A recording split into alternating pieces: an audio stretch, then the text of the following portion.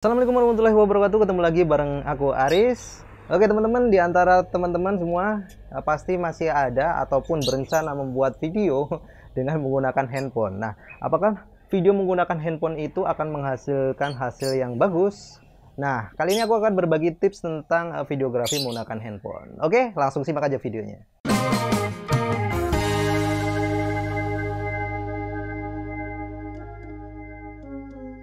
Teman-teman, sebelum kita masuk ke tipsnya, kita harus memahami dulu tentang mindset sebuah videografi. Nah, videografi itu menurut saya adalah sebuah karya audiovisual yang di dalamnya itu memiliki unsur-unsur ya, dan itu unsurnya itu sebenarnya banyak. Tapi secara garis besar ada 3 unsur yang perlu kita pahami. Yang pertama adalah video atau gambar. Tentunya ini sangat penting ya, karena ini adalah karya atau sebuah konten audiovisual, tentunya harus ada gambarnya. Terus yang kedua adalah audio atau suara. Nah, ini sangat penting sekali ya teman-teman, audio atau suara ini sangat penting sekali. Yang ketiga adalah alur cerita. Nah, jadi ada 3 unsur nih teman-teman. Kalau dari ketiga unsur ini ada satu saja yang hilang atau kualitasnya kurang bagus, maka video yang kita kerjakan menggunakan handphone ini akan sangat-sangat kurang menarik, begitu ya teman-teman. Oke, langsung aja kita masuk ke tipsnya. Nah teman-teman, untuk mendukung 3 unsur yang udah aku ceritakan itu tadi, ada video, audio, dan alur cerita, kita membutuhkan device. Nah tentunya untuk menentukan device yang akan kita gunakan ini bagus atau tidaknya, kita harus memahami dulu, gitu ya. Nah, kita memanfaatkan handphone yang kita punya, ataupun mungkin teman-teman berencana untuk membeli handphone untuk membuat video. Nah, maka teman-teman akan saya sarankan untuk mempertimbangkan hal-hal sebagai berikut. Yang pertama kita bahas tentang kamera dari handphone dulu ya. Nah, untuk memilih sebuah handphone itu tentunya teman-teman mempertimbangkan banyak hal.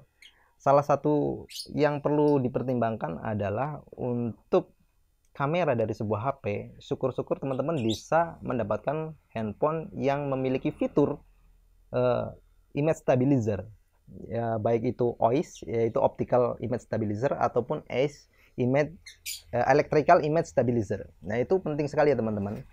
Nah, tapi kalau teman-teman berencana untuk membeli, usahakan membeli yang memiliki fitur stabilizernya. Nah, bagaimana kalau tidak memiliki image stabilizer?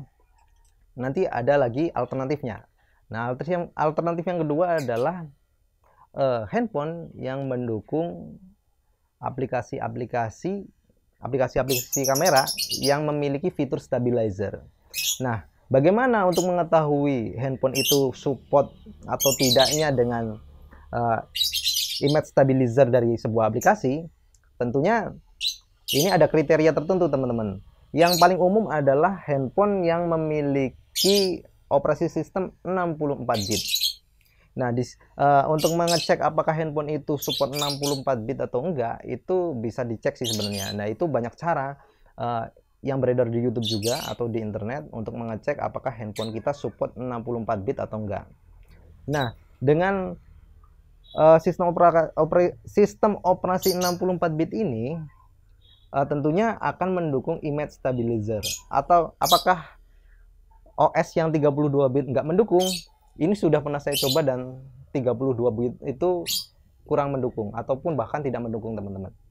Jadi pertimbangkan yang pertama, handphone itu memiliki image stabilizer yang bawaan dari pabrik. Kalau tidak ada, memilih handphone yang operasi sistemnya itu 64 bit. Ini untuk Android ya. Beda lagi kalau untuk iPhone ya jangan ditanya lah. Untuk sekelas iPhone itu kan emang kamera handphonenya itu rata-rata high end gitu ya. Jadi nggak usah dipertanyakan lagi masalah image stabilizernya.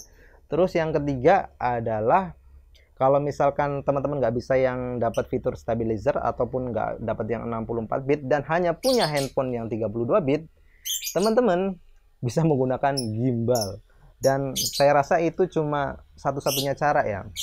Nah, masalah gimbal ini mungkin suatu saat akan aku bahas, ataupun masalah handphone yang support dengan aplikasi-aplikasi seperti Open Camera atau Gcam itu mungkin suatu saat akan aku bahas. Ini karena sangat penting sekali teman-teman untuk mendukung proses produksi dari sebuah video. Oke, unsur yang kedua adalah tentang audio. Nah, bagaimana kita memenuhi sebuah audio yang menarik? Karena gini, pada prinsipnya gini teman-teman. Sebagus apapun sebuah gambar video, kemudian dengan adegan slow motion dan lain sebagainya, tapi ketika audionya hancur, maka semuanya itu akan menjadi sia-sia teman-teman. Karena ketika audio itu kresek-kresek atau misalkan contoh seperti ini, bunyi ketak-ketak gitu ya, itu pasti sangat mengganggu sekali, dan penonton itu sangat sulit untuk memaafkan audio yang jelek atau yang istilahnya yang nggak jelas lah, kresek-kresek gitu. Nah, kalau gambar yang kurang jelas, biasanya penonton masih bisa memaafkan teman-teman. Tapi kalau ketika audio itu kurang jelas, kemungkinan besar orang sangat-sangat sulit memaafkan video kita. Dan pasti akan dianggap video itu sangat-sangat kurang menarik. Nah, untuk mendukung unsur audio ini, audio itu sebenarnya ada beberapa ya teman-teman. Ada dua sih sebenarnya. Audio yang dari perekaman seperti ini. Terus yang kedua adalah sound effect ataupun musik gitu. Nah, nanti kita bahas nih secara terpisah. Kita yang pertama adalah tentang perekaman ya, perekaman ini ya. Nah, perekaman ini tentunya kita membutuhkan yang namanya device mic gitu ya.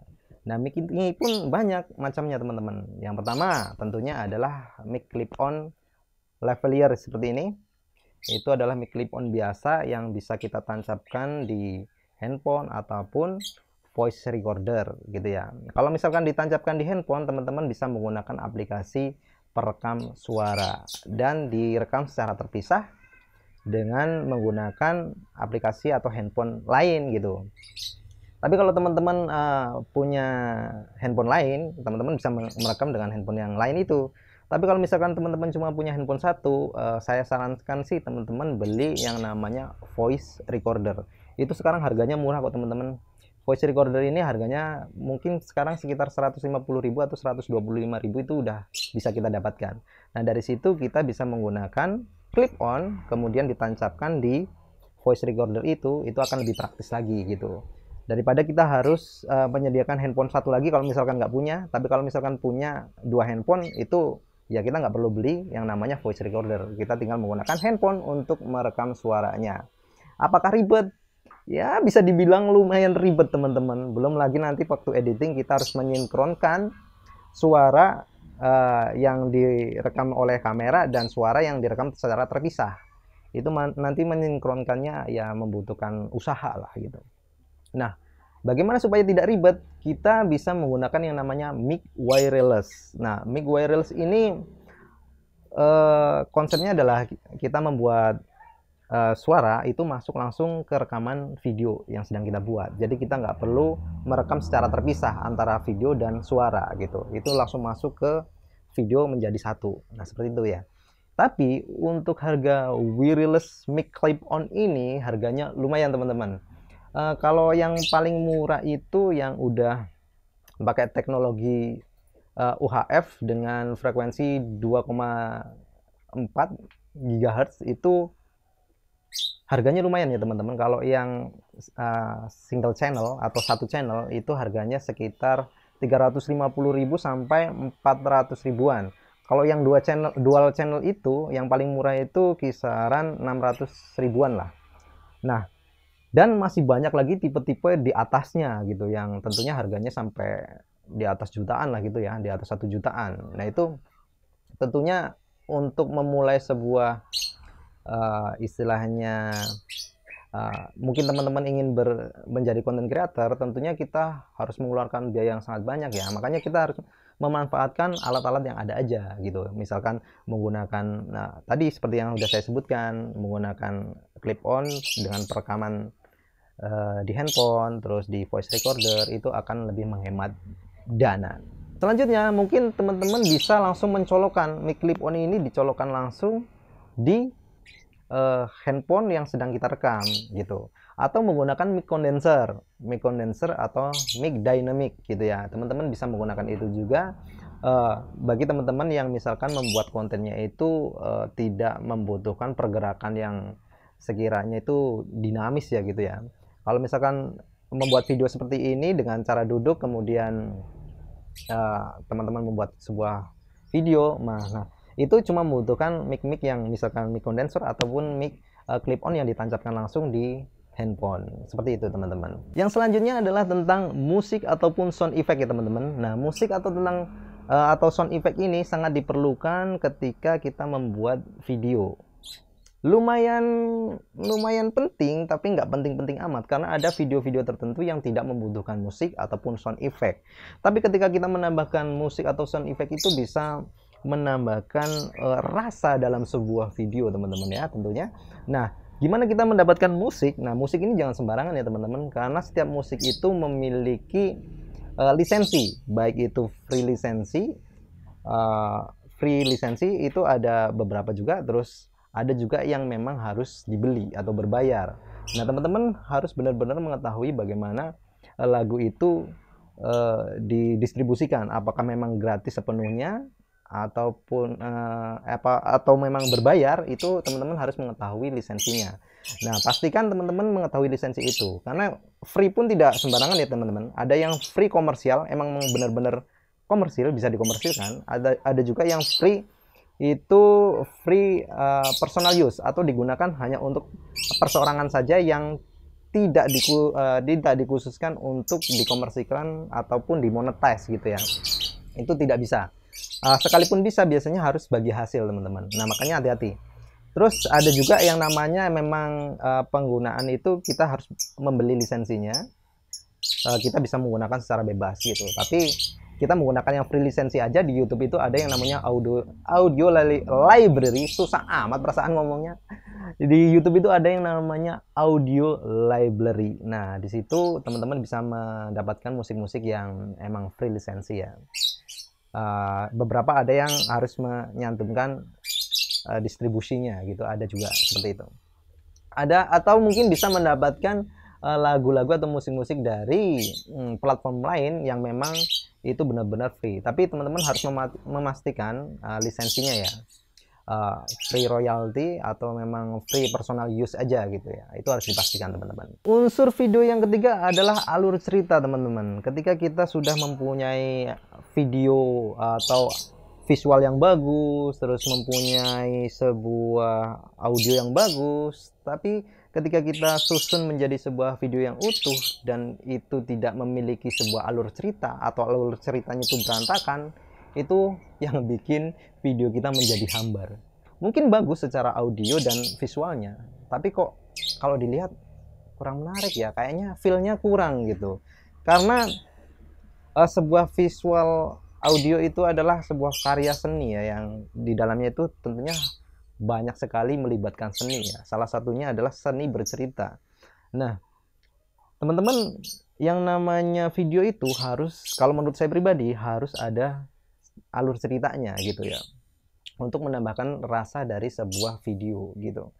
Nah, alur cerita ini bisa diceritakan secara verbal ataupun secara gerakan, ataupun hanya tersirat di sebuah adegan-adegan saja gitu ya.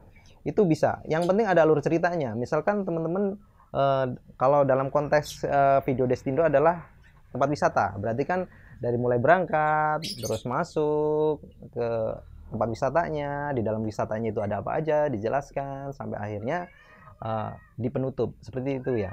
Nah, sama halnya dengan video-video yang lain, bisa menggunakan alur maju ataupun alur mundur. Nah, ini teman-teman harus benar-benar memahami ya. Yang penting dalam sebuah video itu harus ada alur cerita yang runut, yang mudah, yang terstruktur, yang mudah dipahami oleh penonton gitu ya.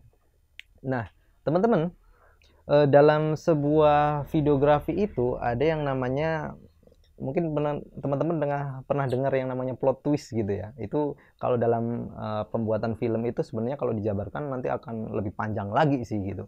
Nah, kita bahas yang sederhana aja. Yang penting dalam sebuah video itu ada alur ceritanya teman-teman. Alur ceritanya ini seperti apa ya, itu terserah yang mau bikin videonya gitu. Yang penting dalam sebuah video itu hanya jangan cuma gambar dan suara yang tidak ada ceritanya, atau setiap adegan-adegan itu motivasinya apa sih, itu harus ada gitu teman-teman.